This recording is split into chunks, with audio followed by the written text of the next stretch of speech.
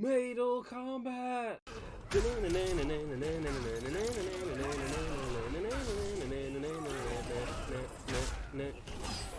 Fight. Mortal Kombat 11. Originally coming out on PS4, I actually was able to buy this PS5 version for $5 at Target.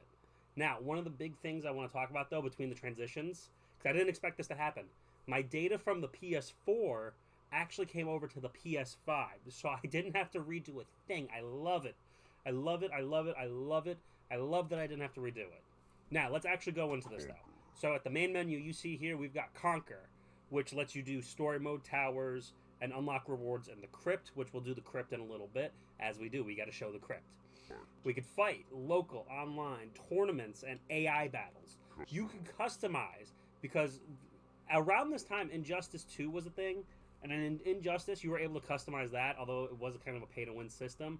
But at least in this one, they did kind of fix it a little bit. We'll definitely go more into that as we go along. And then learn, like you can really see it. So let's go into each of these. Let's go into learn first. So you have practice, you have your tutorial, and you have fatality training. The fatality training is something that goes on since Mortal Kombat 9 all the way through. I appreciate that it's there because it gives you some opportunities to really learn from it. But so that's this is pretty good. Like you have like combos you can learn and all that good stuff. You can just practice along as normal, all that good. Let's go over to customize though. You can customize any character and collection. So like I said, we're gonna do a deeper dive into that when we kind of go more into like some of the sub modes. Well, I just wanted to go over the menus first. But the characters, you can customize them all, and it's pretty cool. Fight, you can do a local fight, like I said, tournament, online, and AI battle. Now we did a video on AI battle, and it's actually pretty cool. It's not the craziest thing, but it's kind of fun, kind of interesting to see. So I can't I did have a good time when I was recording it. So I'm not gonna bash it. But I will mention that it is it's a little bland. It's definitely a little bland. And then Conquer. You have your story mode, Towers of Time, Classic Towers, and the Crypt. So we're going to work our way. We're going to do this, we're going to show off individual modes. But let's talk about the characters. And we're going to go in, and I've got our plan. Let's really jump into this, because there's going to be a lot to talk about here. So this is kind of what the Customize menu looks like. But before we even get into the Customize menu, we got to talk about characters, because characters make up the fighting games. So we've got Scorpion returning, we've got Noob Saibot actually coming back, his first appearance since Mortal Kombat 9, Johnny Cage, who's been in all of them, all of the Nether Realms studio, not Netherlands. We've got Shang Tsung, who was DLC if you pre-order. No, he was part of Combat Pack 1. Now I'm going to Google this so I don't mess up his name. But this is one of many actual people who was voiced by the movie character, actually. Let's see. I got to find his name. Not Bloom. He does a great job.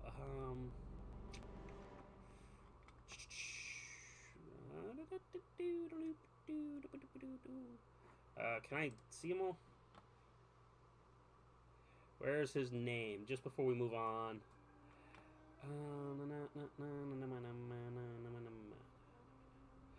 Not Nightwolf. Not that.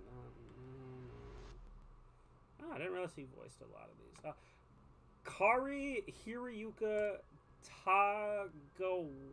Tagawa. So he is actually the actor who played Sub-Zero. He was Sub-Zero in the Mortal Kombat original movie, which is a cool little touch. I love that they were able to do that. Them doing that is actually something that's going to start a trend, because we're going to talk about more about who's in this game too. We've got Shao Kahn. He was the DLC pre-order bonus. Hold on, I'm looking for other notable ones as I'm doing this. Sorry, because I don't want to mess up anything. I want to make sure I get the right information. Troy Baker, Bloom. Alright, we're gonna keep going. But Shao Kahn, Frost making her first appearance as a playable character because she was in the Mortal Kombat X story, if you remember. She attacked. She did attack. Okay, yeah, I do. All right, she did attack Scorpion when they were doing that meeting.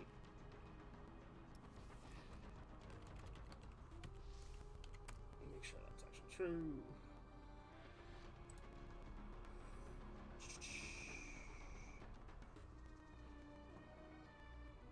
Okay. Yeah, so Nightwolf, he returns from Mortal Kombat 9. So we've got Johnny Cage, Sonya, who is voiced by Ronda Rousey, Cassie Cage, Jax, from also a Mortal Kombat DLC, and voiced by Keith David, who was the voice of Spawn in the Spawn TV show, so they actually got his character reprised. The Joker from DC Comics, he's a great fit. I think he finally coming back to the series where he could actually be as bloody gory as he needs to be. Baraka, back, he was absent in MKX, but back from Mortal Kombat 9.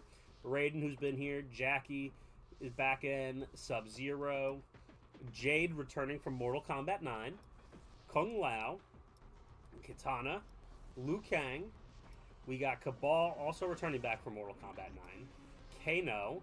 RoboCop, not really voiced by the same actor, but it's more of he's a voice machine anyway, so it don't really matter. Scarlet returning back from Mortal Kombat 9.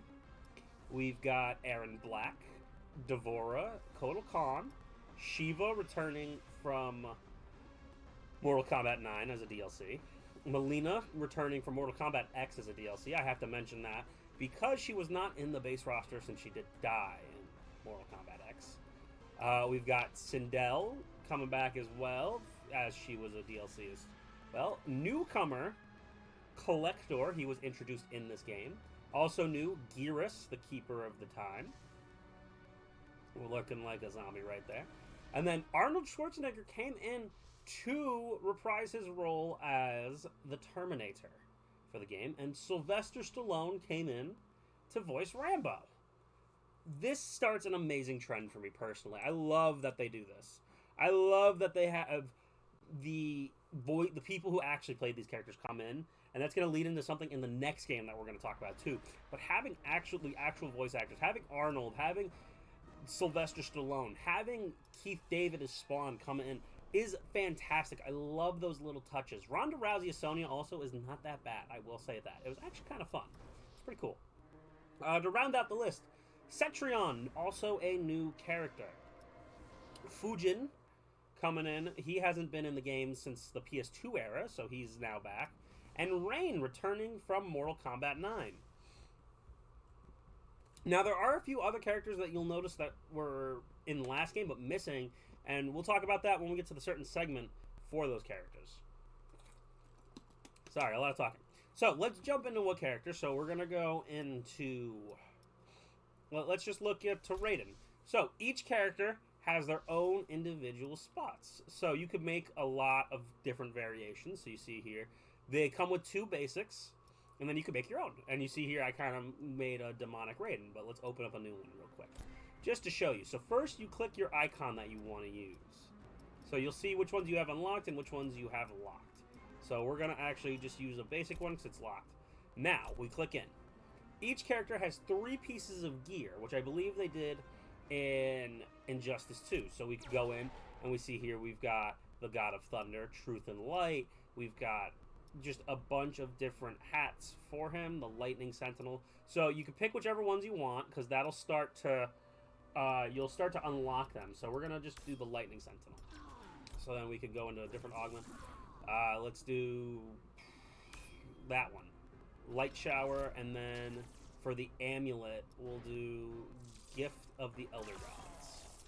Now that we've picked all those out, now you can actually pick your cosmetics. So say if you want to do, here's a Twirl Blast, Paladin of Earthrealm. Like, you could change up how he looks, which is how we got the Impaler, like Dracula-esque themes, because they did a Halloween free one. But let's just, we'll keep it simple.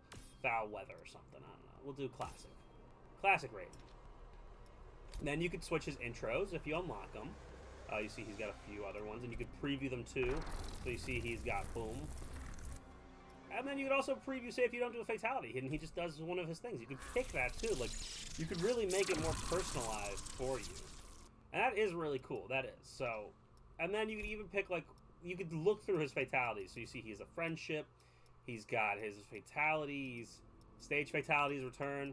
He's got all his brutalities here. And you have a taunt you can do as well. So again, all really cool. Now the real fun part is you can choose what supers he gets. So they gave him plenty of supers, and you can pick and choose how you want to do it. I'm not really going to go too in depth because we're not going to save this. But it's really cool that you get to like pick, like you could do like a Joe push, Storm Cell, which is like a giant lightning that goes around you. It's like really cool. And then you could even pick how the AI does its own thing. Like you could just go from there, and like we could go, you can pick whatever ones you want. Pick whatever ones. Like it's really cool how they did the customization. It's really well thought out how they did it. So we're taking a quick peek into the story mode because there's something we need to talk about though. There's two parts to the Mortal Kombat 11 story. You have the aftermath, which is the kind of the main story that the game came with. But then, I'm sorry, not the aftermath. The main part one, main Mortal Kombat 11 story, where you go through and see what's going on, and like figure out what's up. Then you have an aftermath that actually goes over what happens. You know, the story doesn't get the. You figure out what happens at the end of the story, and it continues on, which actually will lead into even the next game. So it's actually really cool that they gave you two different stories in this one, which is something you don't really see too often, that you get two stories in one game. Now, we are in this screen because on top of just having classic towers, you also get towers of time. These are all timed stuff, like you can do, you show and do whatever you want, and you get to just, you have to just beat up on all these towers. They're all different. They kind of like, they go based off of something, and you get plenty of good rewards here for this too. Like, you could really see like all the stuff you could get. You get a lot of good stuff, really cool stuff. We're not really going to go into the towers menu because we already looked in that. We already did AI battle, did all the fights. So basically, all that is left, since we've been doing all this stuff for Mortal Kombat, let's go take a look at the crypt. So, the crypt. You see here that we are actually in a third-person camera. You actually get to free roam in this mode to unlock everything. We have our own weapons. As you see, I have a hammer here. This, we can, here's how we unlock stuff, because there's 3 different currencies you can do in this. So we've got, actually we just got a lot of Cabal stuff. So we've got soul fragments, hearts, and normal Mortal Kombat coins. So as you saw there, we use souls to open that. This one requires hearts, so we're going to show off what it looks like. We could use our hearts here. And we just got quite a few things here too. Like you get a lot more stuff in these than you do in the other two, and they really went all out here. Like you could even look at all these hats, like Kung Lao's hat, Raiden's hat. Now this is all taking place on Shao Kahn's island from the first game in the NetherRealm studio line. From Mortal Kombat 9, we are on Shang Tsung's island here. Now, you see that we have Shao Kahn's hammer. We have a few other items, too, I believe. We've got Kenshi's blindfold. Now, remember I was going to talk to you about characters that are missing from the last game, so they actually do give us a story about that. You do find Kenshi's body down here in the crypt. So, it is safe to say that Kenshi, unfortunately, does die between Mortal Kombat X and Mortal Kombat 11. On top of that, you can see right in front of us Goro, who was in the last game too. He unfortunately dies as well. He is done. You can see here his corpse just completely dead, completely gone. And one of the last characters that you do see here is Ermac. Actually, sorry, not the last characters, but there's 4 characters you'll see. Ermac is one of them. He comes falling to his death. He does die. He is gone. Unfortunately, Ermac does come to an end here with his getting killed on a spike. And then lastly, you see Reptile. Now, Reptile is actually, you do need, throw this back on. You need your blindfold to see Reptile. And then you can see this Synthonia. All right, so yeah, you can see the blindfold here. So that's how you see Reptile. Now, how can I? Yep, here's the whole map. Here's the whole map. You see how big this is now? Like, this is huge. This is a huge, huge, huge area. They do so much here. Like, this is like a full-on story mode. Oh, here's the items. Here's all the items. Like, look at how much stuff really went into this. Like, you get all of this stuff. Literally so much things. And they really, like, this feels like even a third story going on here. Because you're this wanderer trying to explore what went on here. I'm going to try to get out, too, so I can show off more. Oh, we're already kind of out. Like, you're an explorer trying to figure out, like, what happened here. Like, what went down. Like, why are there so, like, what happened on this island? Like, this is Goro's chamber from the Mortal Kombat movie. That's where Kano was eating. Like, the love and respect here that they put. Oh, God. A trap, too. Ah! Sorry, have to run through the trap. But just the respect, the care, the love. I died. Like, everything they do for this crypt, I think, is just phenomenal. Phenomenal work here on the crypt. Now, unfortunately, I can't just base off of, you know, just the crypt. Like, oh, whoa. Oh, I got my head chopped off. Yeah, so I mean, this game, this crypt is amazing. It's amazing, like, just everything that is in here. Like, all the details, everything that, like, just goes into this crypt is just phenomenal. So, now that we've kind of covered most of the modes, we gotta talk about the gameplay. And while we do that, I'm actually not even gonna touch the controller. I turn on the AI, so we're gonna let them do that while we talk. So Mortal Kombat 11, fighting, you know, just the way the game plays. Again, builds upon what NetherRealm's already started. 2D, they stopped doing that 3D stuff. It's still like the same kind of simple button combinations. Now, it's definitely a little more complex because of the customization, so you really have to like learn which ones you want to do and what really meshes well together. Now, in terms of just how, excuse me, how it really does feel though, like stage interactions are still awesome, still a great thing now. And it is just, they do such a phenomenal job with it. Now, one little thing here, I'm going to move myself so I can point properly. If you look right next to me here, this little meter. Now, they got rid of the enhanced meter that we had in Mortal Kombat X and in Mortal Kombat 9 to switch to this. Now, you see there's a shield with an up bar and a sword with a side bar. The shield is your new breaker. So you get 2 breakers, and it does recharge every once in a while. And the breaker, basically, if they're in mid-combo, you just go straight down. Boom, donezo. The sword is your new enhanced ability. So say if you wanted to do an enhanced move, you would basically just use that enhancement, and it'll take down the bars, but then it'll just regrow, kind of like... So basically, both of them will regrow back like a normal, like, X-ray bar from MKX and MK9, but they just did away with the X-rays. Now, what do I mean by that? You can no longer use an X-ray as your super move. Unfortunately, that was taken away. You still get X-ray stuff. So say if I use a stage interaction and I whack someone with it, there is a possibility to like zoom in and see like the jaw breaking and like the X-ray going. There's also an opportunity to hit him with a few certain moves in your move set that'll zoom in and just show the X-ray move for that. So they didn't do it away completely, but it is gone where it's not your super move anymore. Your new super move is when your life bar is like almost completed and you see you have a final blow. And every character gets their own final blows. They're very cool, very interesting. But it is a little weird. You know, it's a little sad. Like you get your super is a contingency, not really something you can use plans. Like if you're really low on health, like that's when you can use it. Like think about when you use it. Because you only get 1 per match, so it's not like, oh, let me use it and then I can use it again. No, it's like, all right, if I need to get out of the situation, but the next round you can't use it anymore, so that's a little disappointing. With that being said, I will say that this game does only get a 6 out of 10. I think MKX did it a little better than them. I'm very disappointed, kind of, with just that Fatal Blow. It's still a great game, though. Like, don't get me wrong. Mortal Kombat 11 is still phenomenal. It's still fun.